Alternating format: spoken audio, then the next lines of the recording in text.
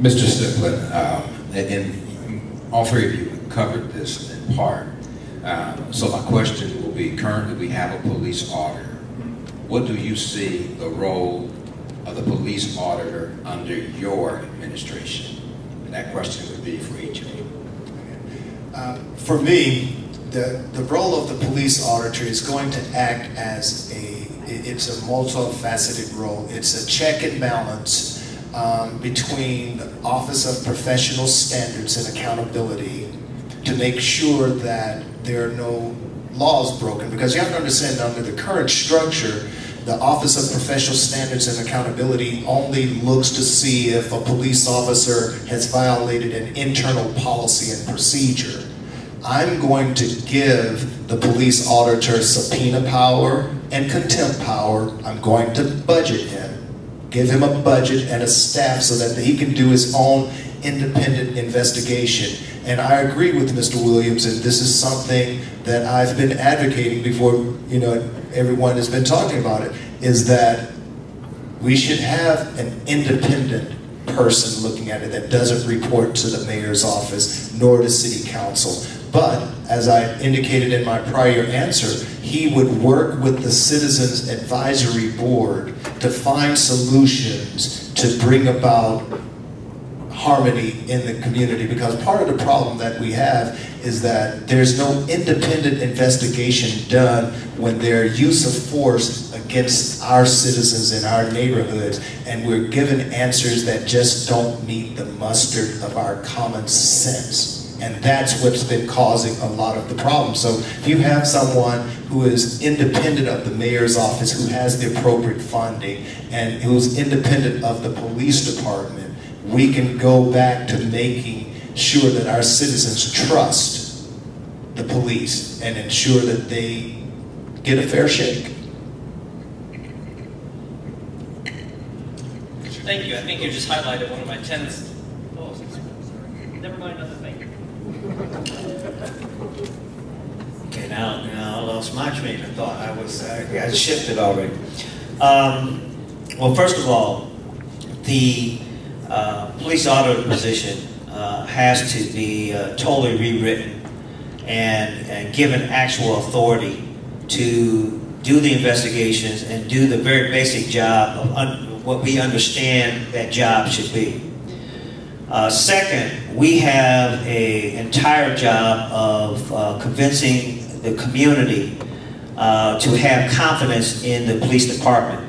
So the methodologies that we have to go through have to inspire that kind of confidence. And the first step would be the police auditor reporting to a civilian board.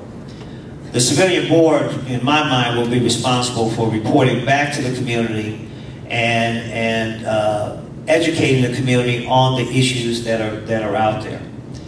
Now, if you look at the PERF report, there are a whole bunch of things that are interconnected that need to happen in order for there to be really effective change.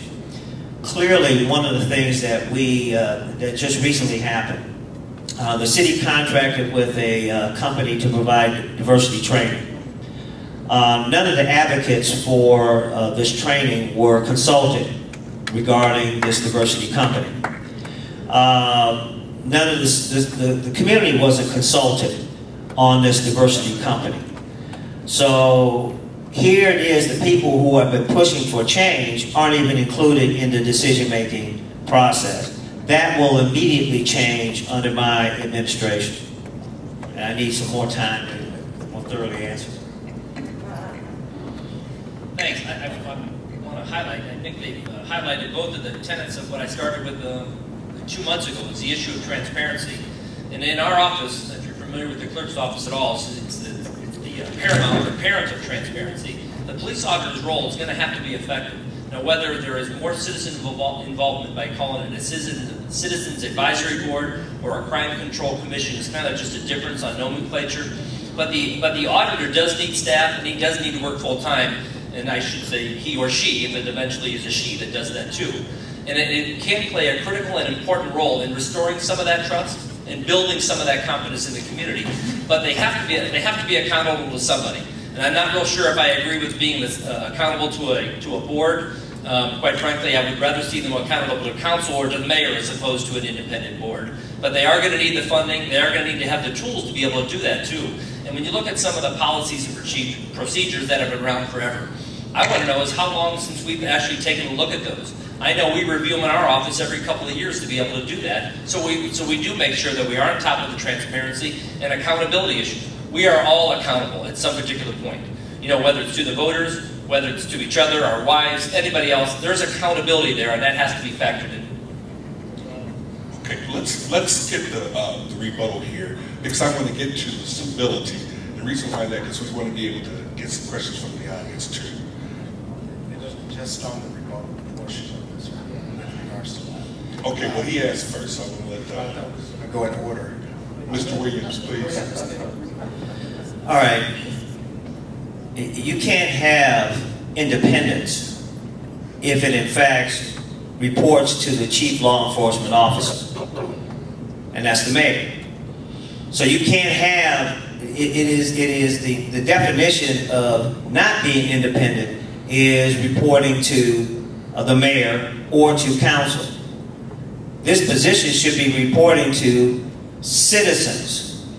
The people, the citizens are at the top of the organizational chart, not the mayor, not city council.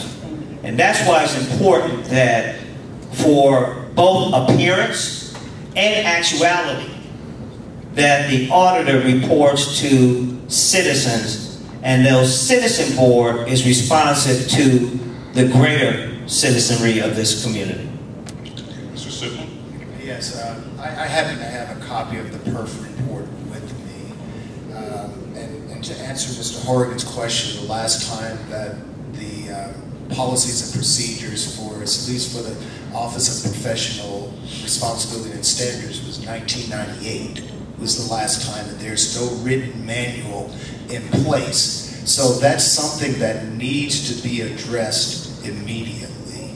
You know, we need to have a set of written policies and procedures in place, and that's clearly indicated in the PERF report. That's all I wanted to say.